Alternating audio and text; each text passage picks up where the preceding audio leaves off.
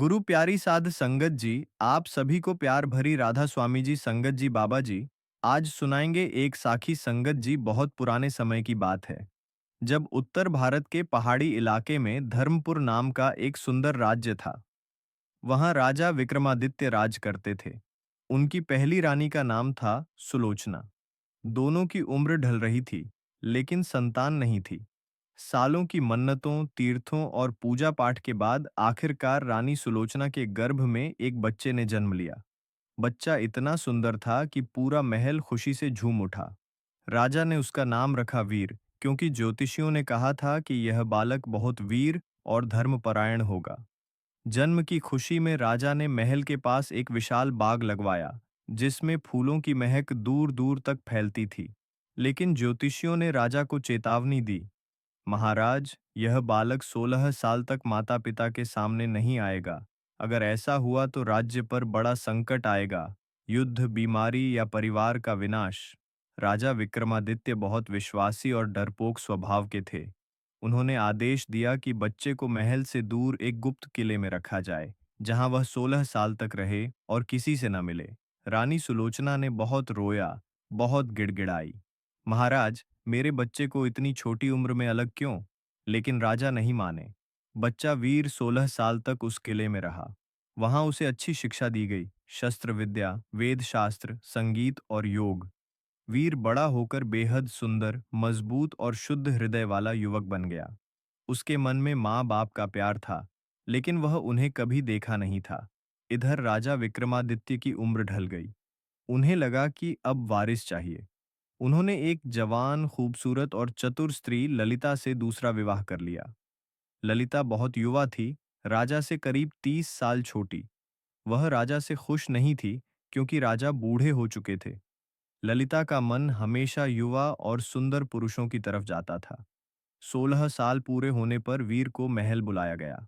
सबसे पहले वह पिता राजा विक्रमादित्य से मिला। राजा ने खुशी से गले लगाया और कहा, बेटा, पहले अपनी माँ सुलोचना से मिल, फिर अपनी दूसरी माँ ललिता से भी मिल लेना। वीर ने माँ सुलोचना के महल में कदम रखा। माँ ने उसे देखते ही आंसू बहा दिए। मेरा बेटा, इतने साल बाद। उसने वीर को सीने से लगाया, उसके सिर पर हाथ फेरा। माँ बेटे की मुलाकात में घंटों बातें हुईं। माँ ने कहा, बेटा, पहले अपनी छोटी माँ ललिता से मिला, वह भी तेरी माँ ही है। वीर ललिता के महल में गया। ललिता ने उसे देखते ही अपनी सारी सुध बुध खो दी। वीर इतना रूपवान था कि ललिता का दिल धड़क उठा। वह सोचने लगी, यह राजा से कितना अलग है, जवान, सुंदर, ताकतवर, यही मेरे लिए बना है। ललिता ने वीर को बहुत लुभाने की कोशिश की। उसने मीठी मीठी बातें की, आंखों में आंखें डालकर कहा, वीर, मैं तेरी मां नहीं हूं। राजा मुझसे बहुत बड़ा है, तू मेरे उम्र का है। आ, मेरे साथ रह, हम दोनों खुश रहेंगे। वीर चौंक गया। उसने कहा, माता जी, होश में आइए। आप मेरे पिता की पत्नी हैं। आप मेरी मां के समान हैं। मैं ऐसा पाप कैसे कर सकता हूं? धर्म, कुल और मर्यादा का क्या? ललिता ने बहुत मनाया, रोई, गिड़गिड़ाई, लेकिन वीर अडिग रहा। वह जल्दी से वहां से निकल गया। ललिता को बहुत गुस्सा आया। यह लड़का मुझे ठुकरा गया, मेरी इज्जत मिट्टी में मिला दी। उसने बदला लेने का फैसला किया। शाम को जब राजा ललिता के महल आए तो देखा, सारा महल अंधेरा, कोई दिया नहीं। ललिता एक कोने में रो रही थी, कपड़े फटे हुए। राजा ने पूछा, क्या हुआ प्रिय? ललिता रोते हुए बोली, महाराज, आज आपके बेटे वीर ने मेरी इज्जत लूटने की कोशिश की। मैं किसी तरह बचकर निकली। कोई बेटा अपनी मां पर ऐसी नजर कैसे डाल सकता है? राजा विक्रमादित्य का सिर चकरा गया। गुस्से से कांपते हुए बोले, यह पापी, मैंने इसे 16 साल छिपाकर रखा और यह मेरे घर की इज्जत पर हाथ डालने आया। अगली सुबह पूरे दरबार में वीर को बुलाया गया। राजा ने इल्जाम लगाया, तूने अपनी मां ललिता पर बुरी नजर डाली है, तेरी सजा मौत है। वीर ने कहा, पिताजी, मैं निर्दोष हूं, मुझसे ऐसा कोई काम नहीं हुआ। रानी सुलोचना ने बहुत रो रोकर गिड़गिड़ाई, महाराज, एक बार तो बेटे की बात सुन लीजिए। लेकिन राजा नहीं माने। जल्लाद वीर को ले गए। जंगल में पहुंचकर जल्लादों को तरस आ गया। उन्होंने वीर के हाथ पैर काट दिए और उसे एक गहरे सूखे कुएं में फेंक दिया। ललिता को दिखाने के लिए वीर का खून और कटे अंग ले गए। राजा को बताया कि काम हो गया। रानी सुलोचना रो रोकर अंधी हो गई। वीर कुएं में 12 साल तक तड़पा। वह प्रार्थना करता रहा, हे भगवान, मेरी सच्चाई तो जानते हो।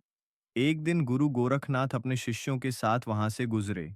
एक शिष्य ने कुएं से पानी निकालने के लिए बाल्टी डाली तो आवाज आई, मुझे बचा लो। गुरुजी ने पूछा, कौन है?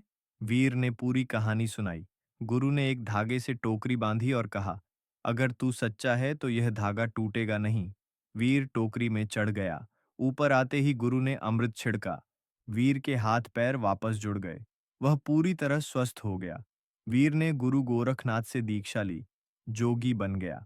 कानों में मुंडे पहने भिक्षा मांगने लगा। गुरु ने उसकी परीक्षा ली। पास में एक गांव में रानी कमला रहती थी। बहुत सुंदर और धनी। वह किसी जोगी को भिक्षा नहीं देती थी। गुरु ने वीर को कहा, जा कमला से भिक्षा मांगकर ला। वीर झोली लेकर गया। रानी कमला ने उसे देखा तो मोहित हो गई। उसने सोने चांदी से भरी थाली दी। वीर ने लिया नहीं। गुरु के पास लौटा तो गुरु बोले, जोगी को हीरे मोती नहीं चाहिए, जा रोटी मांग। वीर वापस गया। इस बार रानी कमला ने खुद 50 तरह के व्यंजन बनवाए और नंगे पैर गुरु के आश्रम पहुंची। उसने सब जोगियों को खिलाया। गुरु खुश हुए, बोले, मांग ले जो मांगना है। कमला ने कहा, मुझे वीर जोगी चाहिए। गुरु ने वीर को उसके साथ जाने को कहा। वीर कमला के महल गया, लेकिन उसका मन जोग में लगा रहा। कमला ने बहुत कोशिश की, लेकिन वीर नहीं माने। एक दिन वह जंगल में पानी के बहाने निकल गया और गायब हो गया। कमला दुख से महल की छत से कूद गई और मर गई। वीर वापस गुरु के पास लौटा। गुरु ने कहा, अब जा, अपने माता पिता से मिल, उन्हें माफ करवा।